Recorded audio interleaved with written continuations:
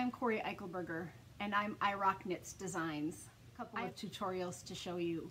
The first is going to be Cori's 2-color Longtail cast-on from the book Minnesota 52, 16 Knits Inspired by the Road, that I wrote with my friend Megan Williams. The pattern that the 2-color Longtail cast-on is required in is the Choose Your Own Path hat, mitt, and cowl set. And I'll show that at the end of the video, as well as the Shanana Friends socks from the book. So here we go. So you're just going to use one needle. It can be straight or circular, and 2 colors of yarn. We're going to start by putting a slip knot on our needle to do longtail, or just twist our yarn and get it ready for a longtail cast on. And then we're going to cast on 1 stitch, but we have 2 on, either our slip knot or our loop, and the first stitch.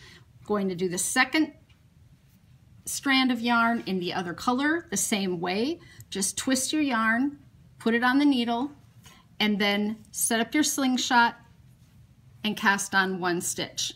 Now what we're going to do is reach under with those 2 fingers that had your slingshot and grab the orange yarn.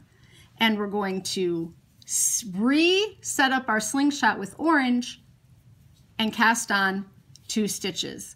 Our fingers are right there ready to grab underneath the 2 strands of purple, reset up our slingshot, and cast on 2 stitches. Fingers are ready. You can use your right hand to pull the purple out of the way if you want to. Otherwise, they can just lay hanging down there. Cast on 2 stitches with your orange. Reach under with your purple, pull it up, cast on 2 stitches with your purple. Reach under with the orange, cast on 2 stitches, reach under, grab the purple, get the orange out of the way, and cast on 2 stitches.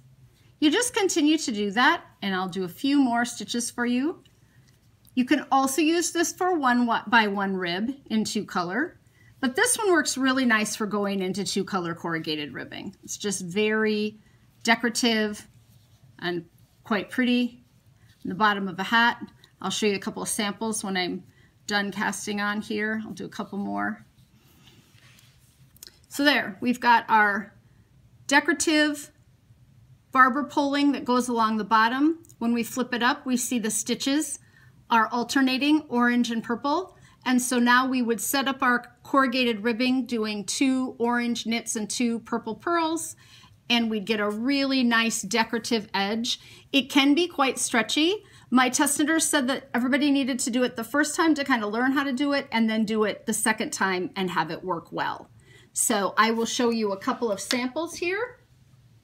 The first one is the hat from the book, the Choose Your Own Path hat. It has a Latvian braid, stripes, and corrugated ribbing. And you definitely get the barber pulling there at the top, as well as the corrugated ribbing effect that it goes into. It's on the bottom of the fingerless mitts, as well as on the bottom of the cowl.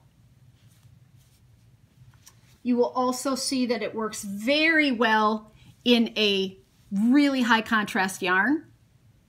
But if you were just doing gray ribbing after this cast on, it would still be very pretty. You would get just a little glimpse of color at the bottom of the hat, and then you could go right into a plain gray hat, which would be very decorative. And here it is on the top of the Shanana Friends socks in a 1 by 1 cast on.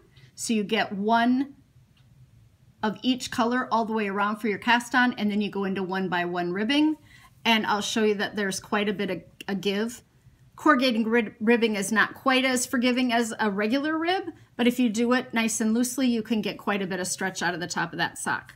And I don't have any trouble getting it on over the heel, and that's the Shanana Friends socks from the book. Thanks for watching.